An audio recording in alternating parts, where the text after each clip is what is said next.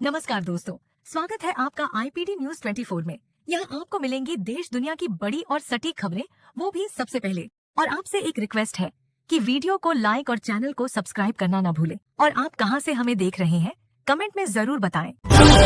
महाराष्ट्र के अकोला में सौतेले पिता ने 5 साल की बच्ची से दुष्कर्म किया। घटना उस समय हुई जब बच्ची की मां गरबा कार्यक्रम में गई हुई थी। बच्ची गंभीर हालत में आईसीयू में भर्ती है और पुलिस ने आरोपी को गिरफ्तार कर लिया है। अक्टूबर की शुरुआत के साथ कई वित्तीय नियम बदल गए हैं। अब यूपीआई पर पूल ट्रांजैक्शन बंद हो जाएगा। पेंशन धारकों को पूरी राशि इकट्ठी में निवेश करने की सुविधा मिलेगी। रेल टिकट बुकिंग में पहले 15 मिनट केवल आधार वेरिफाइड यूजर ही टिकट ले सकेंगे। वही पीएनबी लॉकर और स्पीड पोस्ट की फीस भी बढ़ा रहा है। भारत और European free trade association EFTA के बीच हुआ समझौता 1 अक्टूबर से लागू हो गया है। इसके तहत भारत से स्विट्जरलैंड, नॉर्वे, आइसलैंड और लिechtenstein को सामान निर्यात करना आसान होगा, क्योंकि शुल्क कम या शून्य रहेगा। साथ ही ये देश भारत में अगले 15 साल में $100 अरब का निवेश करेंगे, जिससे लगभग 10 लाख रोजगार के अवसर बनेंगे। अगले 24 घंटे में अंडमान निकोबार में भारी बारिश की संभावना है। उत्तराखंड, पूर्वोत्तर भारत, उप हिमालयी पश्चिम बंगाल, उत्तर प्रदेश, पूर्वी राजस्थान, मध्य प्रदेश, तेलंगाना, तटीय कर्नाटक और कोकाड़ा में हल्की मध्यम वर्षा के आसार हैं। दिल्ली एनसीआर में भी बारिश की संभावना जताई गई है, जो मानसून विदाई से पहले आखिरी फुहार मानी जा रही है। एरोटेक इंडिया 2025 कार्यक्रम में एयर मार्शल भारती ने कहा कि भविष्य के युद्धों के लिए भारत को तकनीकी आत्मनिर्भरता हासिल करनी होगी। उन्होंने जोर देकर कहा कि महत्वपूर्ण तकनीक में छलांग लगाना जरूरी है, क्योंकि संकट के समय किसी अन्य देश पर भरोसा नहीं किया जा सकता। भारती का कहना है कि आत्मनिर्भरता ही जीत की कुंजी होती है। केंद्र सरकार ने केंद्रीय सिविल सेवा कर्मियों की पेंशन और सेवानिवृत्ति बकाया समय पर देने के लिए नए दिशा निर्देश जारी किए हैं। नियमों के अनुसार सतर्कता मंजूरी में देरी होने पर भी पेंशन रोकी नहीं जा सकती। सरकार ने इस पूरी प्रक्रिया की निगरानी के लिए उच्च स्तरित समिति बनाने का फैसला लिया है, ताकि कर्मचारियों को समय पर लाभ मिल सके। जम्मू कश्मीर के पहलगाम आतंकी हमले का नाम लेकर साइबर ठगों ने एक बुजुर्ग को डिजिटल अरेस्ट का डर दिखाकर 70 लाख रुपए ठग लिए। आरोपियों ने बुजुर्ग को धमकाया कि उनका नाम जांच में सामने आया है। घटना के बाद साइबर क्राइम विभाग ने मामले की जांच शुरू कर दी है और आरोपी की तलाश कर रही है। अमेरिकी राष्ट्रपति डोनाल्ड ट्रंप ने बच्चों के कैंसर रिसर्च को गति देने के लिए आर्टिफिशियल इंटेलिजेंस एआई के इस्तेमाल पर आधारित ऐतिहासिक एग्जीक्यूटिव ऑर्डर पर हस्ताक्षर किए हैं। इस पहल के तहत रिसर्च में निवेश को दोगुना किया जाएगा। सरकार का मानना है कि एआई की क्षमता से नई खोजें तेज होंगी और बच्चों के इलाज में बड़ा बदलाव आएगा। बिहार विधानसभा चुनाव 2025 से पहले चुनाव आयोग ने राज्य की अंतिम मतदाता सूची जारी कर दी है। आयोग ने 30 सितंबर को यह लिस्ट अपनी वेबसाइट पर अपलोड की। एसआईआर प्रक्रिया पूरी होने के बाद ये फाइल सूची जारी की गई है। अब राज्य के मतदाता अपने नाम और विवरण ऑनलाइन देख सकेंगे, जिससे चुनाव की तैयारियां और आगे बढ़ गई हैं। ग्वालियर में 19 वर्षीय युवक रितेश ने अपनी मौसी से शादी करने के लिए दस्तावेजों में उम्र बदल दी। उसने आधार, पैन और जन्म प्रमाण पत्र में फेर बदल कर खुद को 21 साल का दिखाया और कोर्ट में शादी का आवेदन किया। इसके बाद दोनों फरार हो गए। मामला सामने आने पर परिजनों ने पुलिस से शिकायत की। गायक कुमार सोनू की पत्नी रीता भट्टाचार्य ने खुलासा किया कि तलाक के समय उन्हें आर्थिक मदद नहीं मिली थी। उन्होंने बताया कि शिवसेना प्रमुख बाल ठाकरे से मुलाकात के बाद सोनू ने अपना बंगला आशिकी उनके नाम पर करना पड़ा। रीता का आरोप है कि गर्भावस्था के दौरान उन्हें मानसिक प्रताड़ना सहनी पड़ी थी।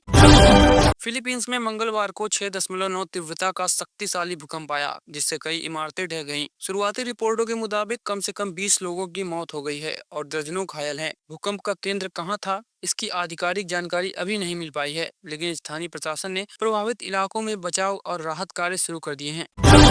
अमेरिकी राष्ट्रपति डोनाल्ड ट्रंप ने फिर से कहा है कि उनके हस्तक्षेप से भारत और पाकिस्तान के बीच बड़ा युद्ध टल गया था। ट्रंप ने बताया कि पाकिस्तान सेना प्रमुख फील्ड मार्शल असीम मुनीर ने उनसे कहा कि उनके प्रयासों से लाखों लोगों की जान बची। ट्रंप के इस बयान ने एक बार फिर अंतर्राष्ट्रीय बहस को जन्म दिया है।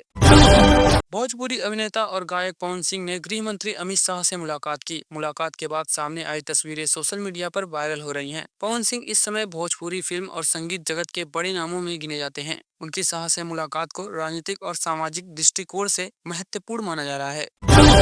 डोनाल्ड ट्रंप ने हाल ही में दिए गए अपने संबोधन में कहा कि उन्हें नोबेल शांति पुरस्कार की परवाह नहीं है। उनका मुख्य उद्देश्य गाजा क्षेत्र में संघर्ष खत्म कर स्थायी शांति स्थापित करना है। उन्होंने कहा है कि वे पुरस्कारों से ज्यादा वैश्विक स्थिरता पर ध्यान केंद्रित करना चाहते हैं और इसी दिशा में काम कर रहे हैं। बांग्लादेश में अवामी लीग कार्यकर्ताओं ने नोबेल विजेता मोहम्मद यूनुस के इस्तीफे की मांग करते हुए प्रदर्शन किया। कार्यकर्ताओं ने टेररिस्ट यूनुस जैसे नारे लगाए और उनके नोबेल शांति पुरस्कार को वापस लेने की अपील की। प्रदर्शनकारियों का आरोप है कि यूनुस के कामकाज से देश की छवि और स्थिरता पर नकारात्मक असर पड़ रहा है। अमेरिकी राष्ट्रपति डोनाल्ड ट्रंप को इस बार भी नोबेल शांति पुरस्कार के लिए चयनित नहीं किया गया। मीडिया रिपोर्ट्स के अनुसार ट्रंप ने इस पर प्रतिक्रिया दी कि उन्हें पुरस्कार की कोई आवश्यकता नहीं है।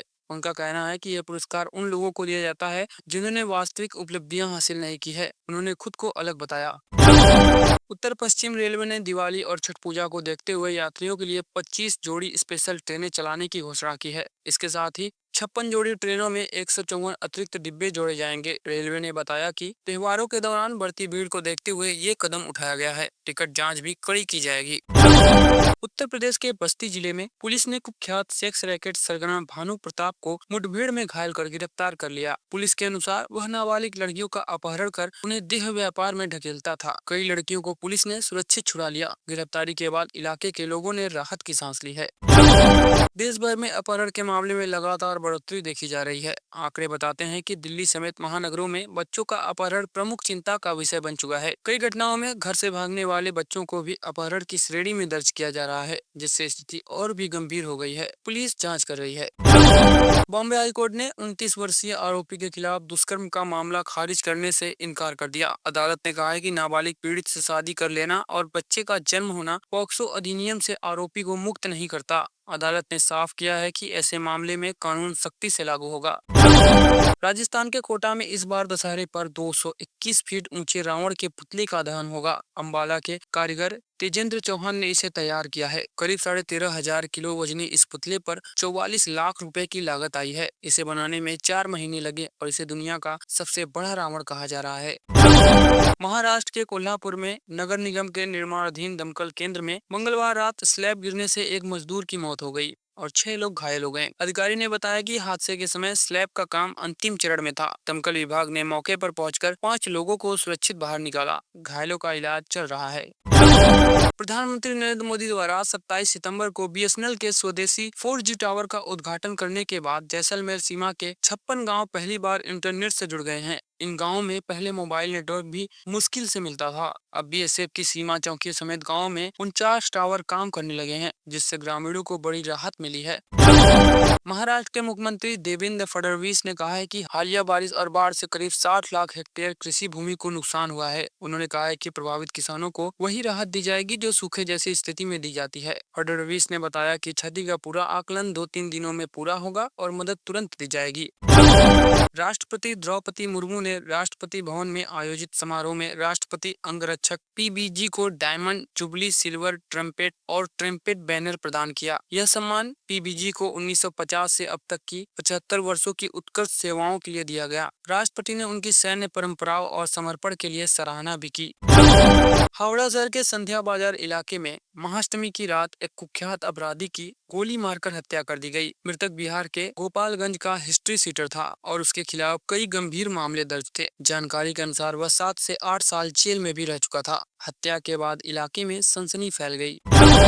छत्तीसगढ़ के जगदलपुर नवरात्र पर आयोजित गरबा कार्यक्रम में एक मुस्लिम युवक की मौजूदगी विवाद का कारण बन गई। सनातन क्षत्रिय मंच के कार्यकर्ताओं ने युवक को पकड़कर देवी की प्रतिमा के सामने दंडवत कराया, तिलक लगाया और प्रसाद दिया। साथ ही उससे देवी के जय जयकार भी लगवाए। इस घटना को लेकर माहौल तनावपूर्ण रहा। जबलपुर के सिहोरा में मंगलवार रात एक तेज रफ्तार यात्री बस अनियंत्रित होकर दुर्गा पूजा पंडाल में घुस गई। इस दर्दनाक हादसे में 18 से अधिक लोग घायल हो गए। घटना के समय पंडाल में पूजा चल रही थी और बड़ी संख्या में लोग मौजूद थे। बस के टकराते ही अफरा तफरी और भगदड़ मच गई।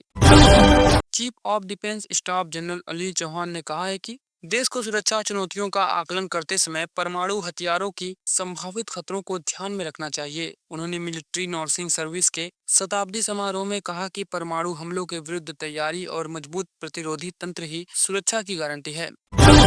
कोसाबी में विश्व हिंदू परिषद से निकाले गए एक पूर्व नेता और उसके साथियों पर दबंगई का आरोप लगा है। बताया जा रहा है कि उन्होंने एक युवक पर लाठी डंडों से हमला कर दिया, जिससे वह गंभीर रूप से घायल हो गया। पीड़ित को अस्पताल में भर्ती कराया गया है। घटना के बाद पुलिस ने एफआईआर दर्ज कर मामले की जांच शुरू कर दी है और आरोपी की तलाश जारी है। कांग्रेस अध्यक्ष मल्लिकार्जुन खड़गे को स्वास्थ्य संबंधित परेशानियों के चलते बेंगलुरु के एक अस्पताल में भर्ती कराया गया। उन्हें बुखार और पैर दर्द की शिकायत के बाद अस्पताल लाया गया। डॉक्टर उनकी जांच कर रहे हैं और पार्टी के नेता ने बताया कि उनकी तबीयत फिलहाल स्थिर है, लेकिन निगरानी जारी है।